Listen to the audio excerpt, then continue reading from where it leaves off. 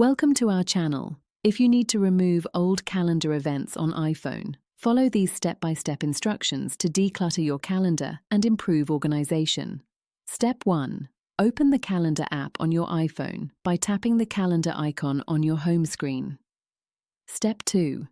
Tap on the Calendars button at the bottom of the screen to view all your calendars.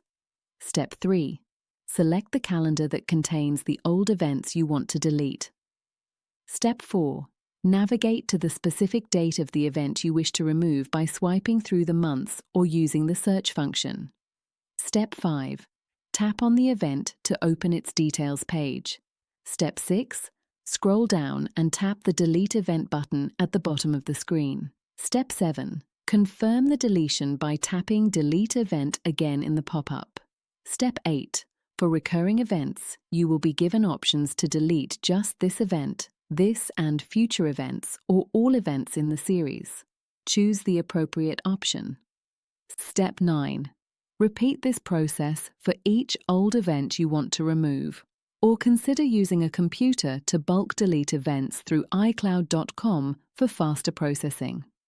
Don't forget to like this video and subscribe to our channel.